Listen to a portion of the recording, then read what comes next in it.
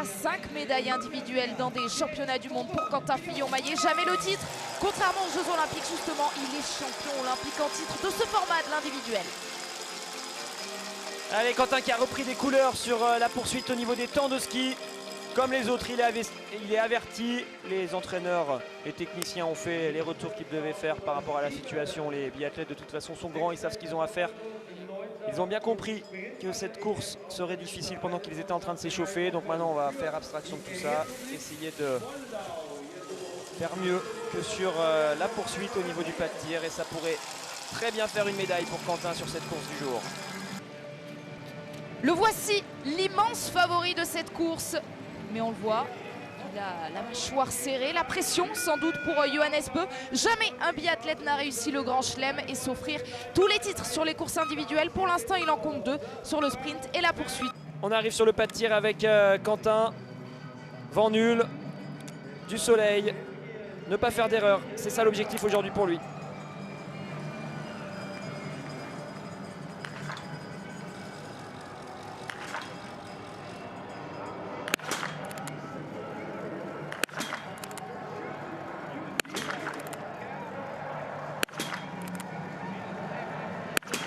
Objectif rempli, du moins sur ce premier tir. 5 sur 5 pour Quentin Fillon-Maillet.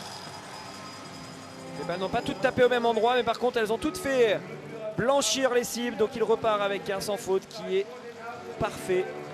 C'est l'objectif, clairement, que toutes les cibles restent blanches le plus longtemps possible pour Quentin. Allez, c'est lui qui ressort en tête, donc avec 14 secondes d'avance sur Wright. Mais on va clairement attendre le passage de cet homme, voir ce que ça donne sur le premier tir. En tout cas sur la piste, il est en train de faire mal à tout le monde, on s'y attendait. Le spectateur de la tribune était en train d'accompagner le tir de Justus Strelov, vous l'avez sans doute deviné. C'est un 5 sur 5 également pour l'Allemand qui ressort à 15 secondes de Quentin Fillon-Maillet.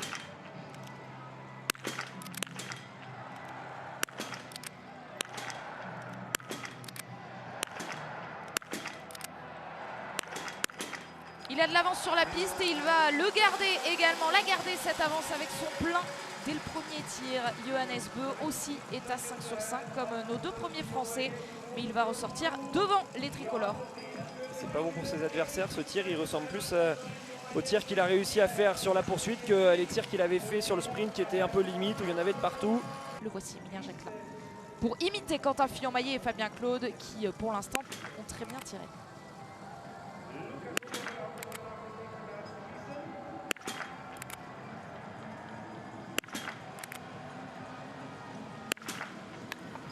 Ça c'est fait, un petit peu de réussite sur cette dernière balle, mais l'essentiel c'est que tout passe au blanc et donc Emilien Jacquelin va pouvoir se rassurer, d'autant qu'il va voir là le petit coup d'œil sur la gauche. On le voit, hein, Alexis, il a pu constater tout de suite son retard sur Johannes Bö. Oui, il a pu constater tout de suite son retard. Alors est-ce que ça lui a fait plaisir ou pas? Est-ce qu'il se dit ça va, je suis 3e seulement à 18 secondes, ou est-ce qu'il se dit je suis à 18 secondes alors pourtant j'ai fait un bon début de course?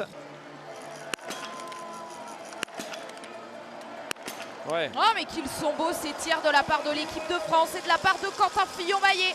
À 10 sur 10, et bien c'est le premier concurrent dans cet individuel à signer le tir parfait après 2 passages sur le pas de tir. Oui, en plus il a fait un tir super rapide là qui peut lui permettre de grappiller 5-6 secondes sur pas mal d'adversaires. Bravo Quentin, 10 sur 10, pour l'instant ça commence bien. On voit le ravitaillement avec le Finlandais, mais c'est Johannes bien sûr qui nous intéresse. Il va revenir en direction de ce pas de tir. Dans le deuxième tour, Johannes, il continue d'accroître son avance. Il a 19 secondes d'avance sur Ponsiluoma à 6,2 km. Mais il a surtout 40 secondes d'avance sur Quentin. Très bien, est-ce que ça va être le cas de Johannes Bö?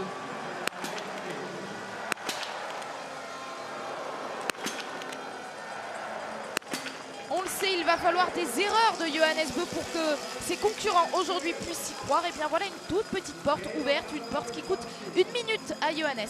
Et donc il va normalement sortir derrière Quentin avec environ 15 secondes de retard.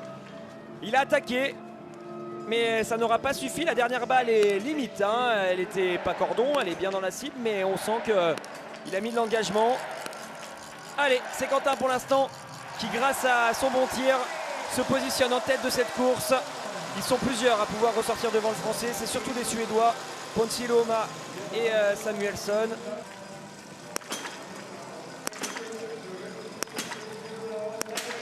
L'engagement d'Emilien Jacquelin. Ouais, il a tout donné en termes d'engagement. Forcément, là, ça va lui mettre un petit coup de moins bien au moral. Il a vraiment essayé de vouloir... Enfin, il a voulu faire parler le naturel. Il est arrivé avec beaucoup d'envie. Cette première balle est sortie hyper vite du canon. Elle a été ratée. Il ne s'est pas démobilisé pour autant. Il a continué sur le même rythme. Mais par contre, 2 erreurs, il le sait. Avec ça, ça va être difficile aujourd'hui. Sa tactique, malheureusement, n'est pas payante pour l'instant. À Emilien, comment on va aborder ce tir sur là? Il est sur le même tir. Premier debout. Plein 10, cette première balle.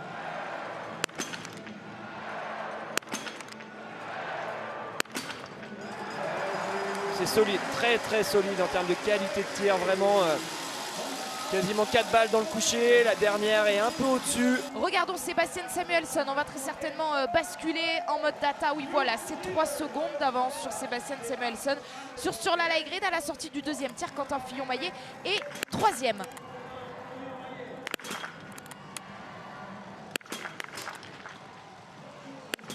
Allez, la médaille, il va pouvoir continuer à y croire. Quentin Fillon-Maillet avec son 15 sur 15. Ça c'est fait, il a fait le boulot que tout le monde cherche à faire. Ses 3 premiers tirs, on les réussit, on est à 15 sur 15. Et donc, on est en capacité de jouer le 20 sur 20 sur le dernier tir. Tout sera possible pour Quentin, on va y croire.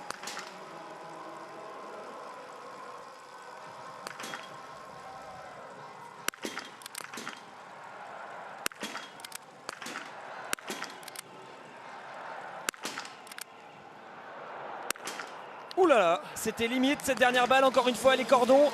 Il a fait un 10, plein 10, elle était plein centre sur la 3e balle. Derrière, il se rate et il a failli avoir une double sanction. Ça permet donc à Quentin de reprendre une belle marche ce coup-là.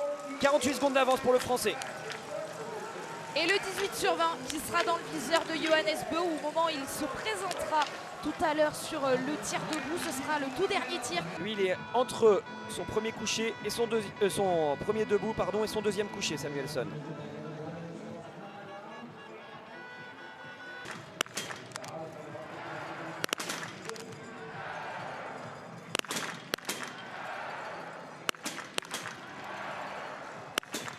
Il le sait certainement et ça lui permet de faire le 5 sur 5 donc, et de croire lui aussi à un 20 sur 20 quand il se présentera sur le dernier tir. Vous avez vu cette dernière balle en revanche qui n'a pas atteint la cible pour Emilien Jacquelin. Allez, ils seront 2 pour l'instant à jouer le 20 sur 20. Allez, on va basculer tout de suite sur Quentin Fillon-Maillet.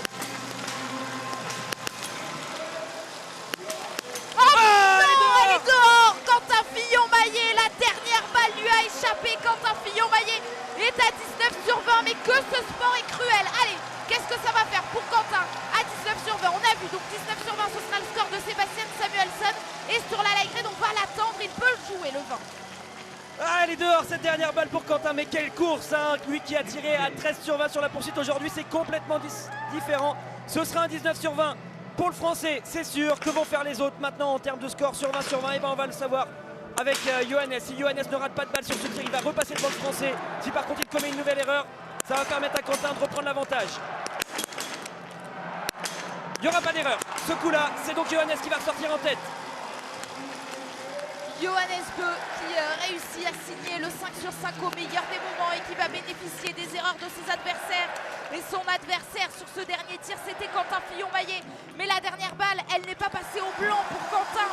Et donc Johannes Beu repasse devant. Vous avez vu l'écart pour Johannes Beu qui est désormais en tête de cette course avec 49 secondes et 8 dixièmes d'avance sur le Français.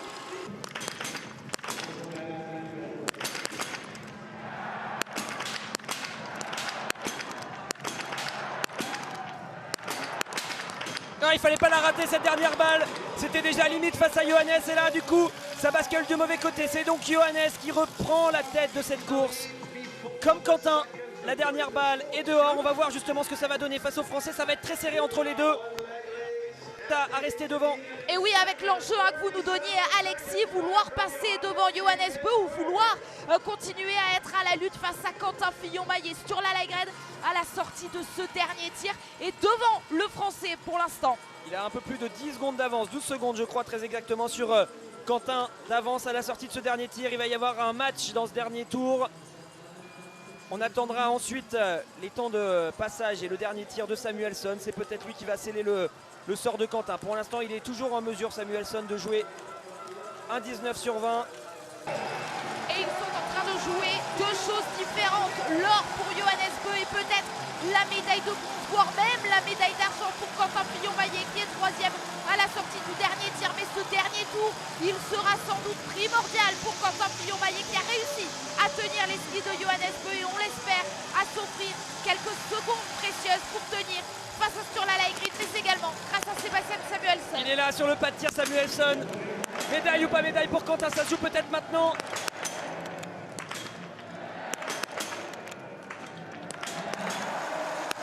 Il est à 19 sur 20. Incroyable, incroyable, le Suédois qui avait tellement souffert dans le début de ses championnats du monde, qui disait avoir vécu le pire moment de sa carrière et qui peut-être va venir chercher une autre médaille après la médaille déjà obtenue sur la poursuite. Alors il va ressortir à quelle position exactement entre Sturla et Quentin? Comme prévu, il est là, mais rien du tout devant Quentin. Quentin, on l'a vu, il a fini avec Johannes, ça va certainement l'aider dans ce gros match face à Sturla et Samuelsson qui eux seront peut-être tout seuls dans le dernier kilomètre. Bravo Quentin en tout cas pour cette belle réaction après une poursuite ratée. Aujourd'hui le Français nous donne de l'espoir et on va continuer d'y croire le plus longtemps possible à cette médaille. Sturla Lægreid est passé sur le premier intermédiaire avec quasiment 15 secondes d'avance sur lui. C'est le meilleur des autres pour l'instant parce que derrière Johannes Beu, c'est lui qui est toujours devant, derrière le Norvégien, mais devant tous les autres. Et c'est le cas encore aujourd'hui. Sturla Lægreid est deuxième. De Sebastian Samuelsson, il peut croire à la médaille, il peut peut-être même croire à cette médaille d'argent, mais pour ça il faut passer la ligne en 5 secondes. Il n'a plus que 4 secondes pour aller chercher cette ligne d'arrivée et passer devant Sturla Lægreid. Et il sera juste derrière d'un rien, de moins d'une seconde. 4 dixièmes très exactement de retard donc sur Sturla Lægreid. Il fait reculer Quentin. Quentin est désormais 4e.